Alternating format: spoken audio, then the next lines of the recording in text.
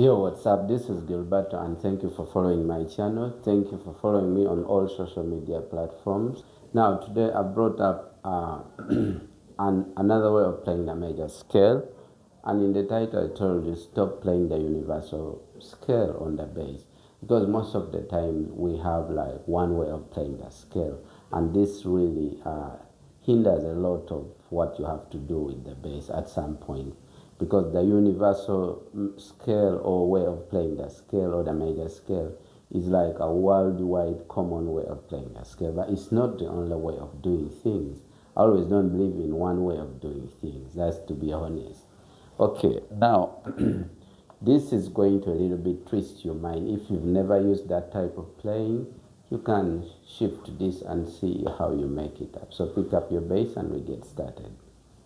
Okay, so I'm going to illustrate this on the key of G, because I know most of the lessons are in the key of C, but since most of us are 4-string, 5-string players, I'm going to use the G this time around.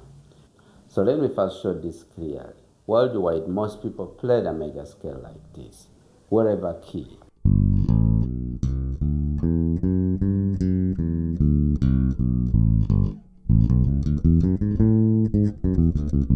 Wherever.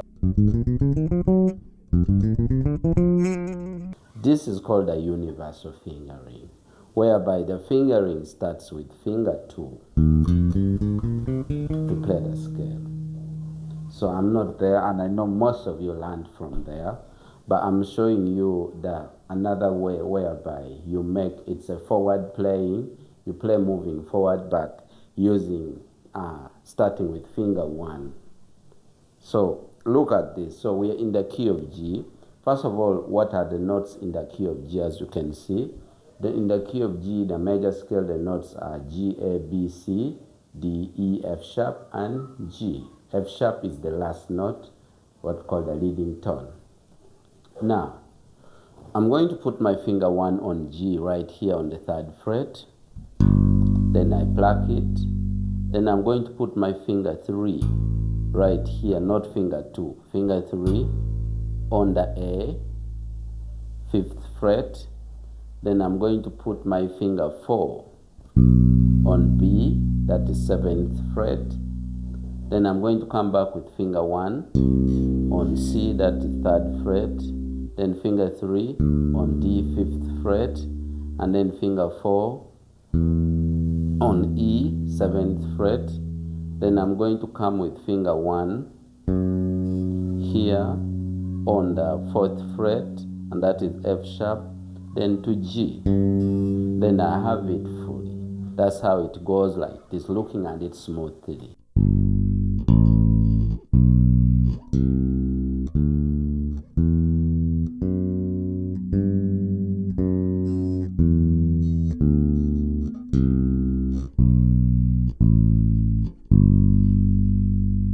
There's something very natural I have to explain here. That is, when I'm going, I use finger 3. But you realize on coming back, I use the finger 2. That's a bit tricky. So let me explain that. Why am I changing the fingers?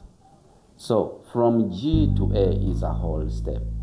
But already you realize that finger 3 is already on A. So definitely finger 3 fits there. And then you keep moving, coming to C, going to D, it's also a whole step. The finger 3 is there, it fits. Then here I come to finger 2, ending. Then come back. Now on coming back, you realize that naturally now, finger 3 is far away from the D. So finger 2 naturally fits on the D. Then you shift to C, then coming to B again, it's finger 2 that is very near to the A. Then it fits back to the G. Don't do these mistakes. For example, you play G, A, and then you stretch like this. No, don't stretch. I'm fighting, eh? Oh, my God. Oh, yeah. No. This is not a war. When you move finger 1 to G to A, now coming to B, shift a little bit. Just make it smooth. Then shift. There's no pressure, okay? Shift. Everything gets to normal. Now even coming here, shift backward. Then shift. That's it. It becomes very easy to understand it. Don't overstretch because you'll get dislocation on your hand, my friend. We've always seen football players getting dislocation. You're likely to get the dislocation. So what do I mean here? Is that this is really amazing, this kind of playing.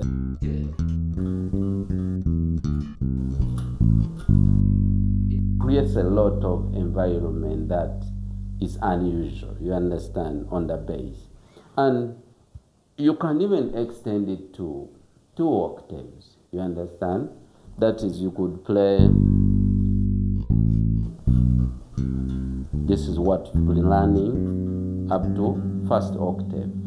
But when you're going to 2 octaves, after you come, I will shift with finger 1. So I just shift, I'll not put in finger 2, I put finger 1, then I keep going, the same move.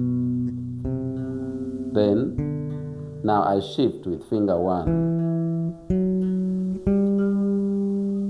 And it sounds good if I play something like,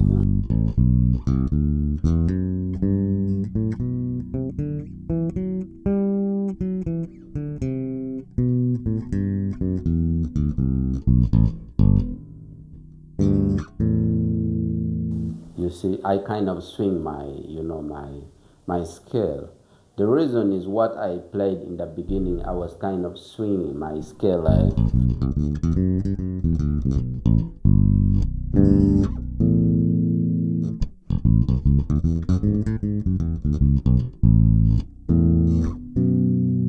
I'm just trying to make music out of the scale, okay?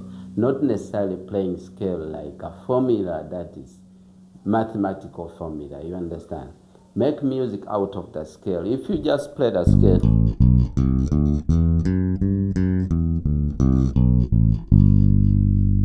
you know, it's like playing Twinkle Twinkle Little Stars in the very, very beginner. But then you see, when you see Mozart playing Twinkle Twinkle Little Stars, looking at the variations of Twinkle Twinkle Little Stars, it started sounding like a modern music, not really.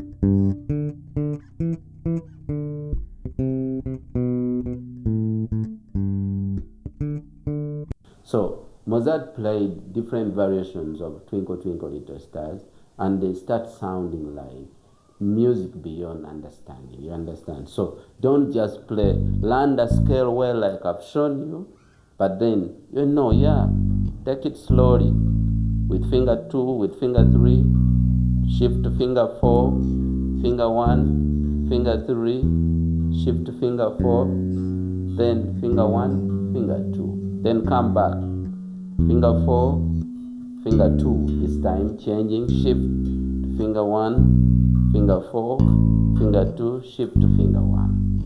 But now,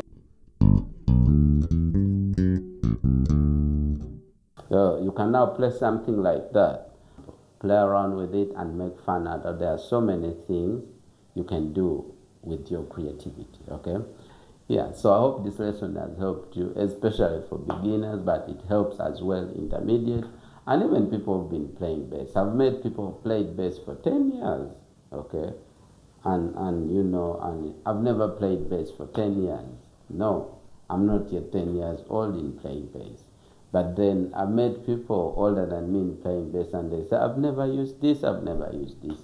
So I think that learning really doesn't end. So if you think it's really useful, try to do something out of it. So have a good time, and, you know, stay tuned to my channel always. Bye-bye.